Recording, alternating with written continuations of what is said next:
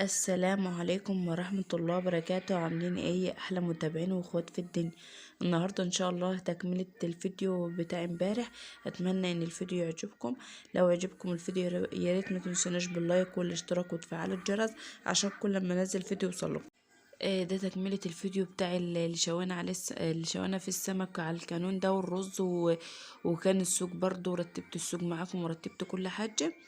الفيديو اللي نزل لكم امبارح ده كان من اول اليوم، انما ده بعد العصر بشوية.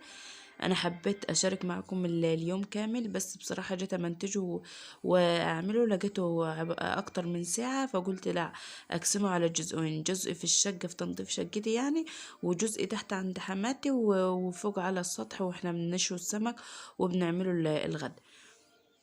هنا طبعا دخلت على الركنة، بصراحة لقيتها متبهدلة شوية، اللي هي القاعدة العربي دي لقيتها متبهدلة، فقلت بقى اما اشيل القاعدة العربي ارفعها كده واكنس تحتها وانضف يعني تحتها وبعد كده افرشها تاني. بس هنا خلاص محبتش اطول عليكم الفيديو يعني. مسكت بقى نضفت تحتها وفرشتها وكنستها زي ما انتوا شايفين، كانت مليانة فرافيت وقشر لب وحاجات من دي. مسكتها كنستها حلو ونضفتها وفرشتها وخلاص كده. وهنا الركنة برضو كانت نظيفة وياي، مسكت برضو شفطتها كده بالمكنسة. طبعا الركنة دي محدش بيخش فيها فعلى طول نظيف، الا قليل يعني ما بنخشوا فيها المرة وخلاص. فانا مسكتها كده شفطتها بالمكنسة، وطبعا الشبابيك وكل حاجة نضيفة. هقفل بقى واضلم عشان خاطر كنا خلاص بقينا في وش المغرب. لازم بضلم شقتي كده واحنا خلاص في وش المغرب عشان خاطر الجو ساقع زي ما انتوا عارفين. بس هنا قفل بقى واشوف بقيت اللي ورايا يعني. المطبخ كان مكركب شويه، بس ما كانش ياما ولا حاجه، طبعا المواعين كانت نظيفه. هما كانوا شويه مواعين صغيرين كده، وهمسك برضو الرخام امسحه. والبوتاجاز عندي كان نظيف، ما كنتش عملت عليه حاجه، طبعا اكل كله كان فوق على السطح وكنت بيتها بصراحه نظيف. المطبخ ده كان نظيف، كنت مبيتها نظيف وما كانش فيه اي حاجه الصبح. بس بقى الحاجات دي ما كنا على السطح، فانا مسكتهم نزلتهم على طول هنا. وقلت اما اخلص بقى اما اخلص يعني تحت هبقى امسكهم اغسلهم وانضف في المطبخ بقى واشوف مصالح يعني بيتي. بس هنا خلاص هطبق الفرشة بتاعت الأوضة دي، طبعا الأوضة دي كل قعدتنا فيها. همسكها اطبقها حلو كده واظبط الفرشة. وبعد كده مش هشيل الملاية ولا حاجة، لأن الملاية نظيفة زي ما انتوا شايفينها. احنا بنسهروا فيها يا دوب، وبعد كده بعد كده يعني كل واحد بيخش على الأوضة بتاعته.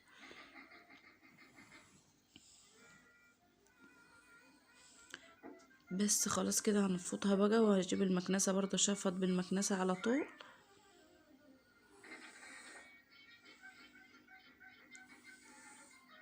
حابة اشكر كل ضيف دخل واشترك معايا في قناتي. طبعا انا بكون سعيدة لما بيكون حد داخلي في القناة بتاعتي. هي قناة عادية خالص، روتينات بقدمها، اللي بعمله في يومي بنزله لكم. ما بعملش حاجة من ورا الكاميرا او كده، او مثلا برتب اوضة او كده واقول لكم تعالوا ننظف مع بعض. اللي في بيتي انا بعمله، حتى لو هو ايه بطلعه معاكم. بحب اكون على الطبيعة بتاعتي وياكم عشان خاطر اللي بياخد مني معلومة، بياخد مني مثلا اي حاجة يستفاد منها. ويا رب ان شاء الله اكون كده اكون عند حسن ظنكم. بس خلاص كده انا اعتبر خلصت الشقة، وطبعا الاوض كانت نظيفة، وكنت مشمسة كنت مشمسة يعني البطاطين وكل حاجة قبلها بيوم، فكانت نظيفة وكل حاجة نظيفة. همسك بقى المطبخ ده ارتبه، هو ما كانش فيه اي حاجة زي ما انتوا شايفين، يا دوبك الترابيزة دي اللي كانت مزاحمة شوية، وورا كان نضيف وكل حاجة. هفضي بقى الصابون اللي انا كنت جايباه من السوق، وهمسك كل حاجة ارتبها مكانها. طبعا هنظم بقى الحاجة اللي انا كنت جايباها من السوق، اللي هو السفندي والبرتقال وكل الحاجات دي. همسكها كده انظمها في المكان بتاعها.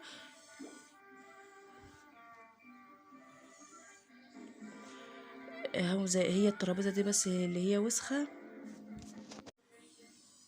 همسك بقى كل حاجه ارتبها، وطبعا ده نص قرن فلفل كان فاضل مني مش هرميه ولا حاجه. همسك اشطفه كده واحطه في الكيس بتاع الفلفل. انا ما برميش اي حاجه، حتى لو هي ايه باللازم ما برميهاش. والليمون ده همسكه واحطه برضو في التلاجة، وكنت جايبه كزبره ناشفه. هسيبها بقى على ما فوق خالص من اللي ورايا يعني.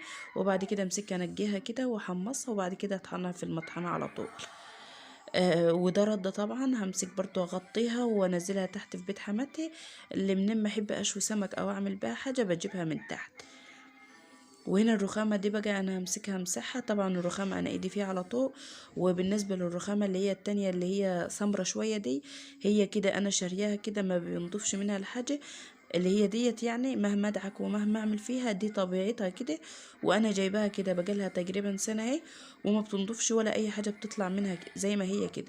حبيت برضو اقول المعلومة دي عشان خاطر اللي داخلة معايا جديد او كده تعرف برضو ان الرخامة دي زي ما هي كده وانا شارياها كده، ومهما نضف فيها هي بتني كده. ما بتطلعش وسخة او اي حاجة من دي. هنا بقى همسك المواعين ده ادعكها حلو وهشطفهم واكفهم على الترابيزة يتصفوا براحتهم. الرز والسمك اللي انا كنت عاملاه على الكانون، بصراحة ما دقتش في حلاوتهم. طبعا الرز اللي هيقول لي مثلا الرز هيكون فيه، هيكون مثلا لقط دخان او كده، او ريحته دخان او كده، ما فيهوش اي ريحة. وشوية رز كده، بصراحة حاجة تانية خالص من ايام زمان، وحاجة كده حلوة تفتح النفس يعني. انا ان شاء الله عملت كانون وهعمل معاكم فيديوهات ياما على السطوح، وهنطبخ مع بعض وهنعمل كل حاجة ان شاء الله على الكانون ده. يا رب كده الفيديوهات بتاعتي تكون بتعجبكم وتكونوا بتستمتعوا كده وانتوا بتتفرجوا عليا. واكون كده دايما عند حسن ظنكم.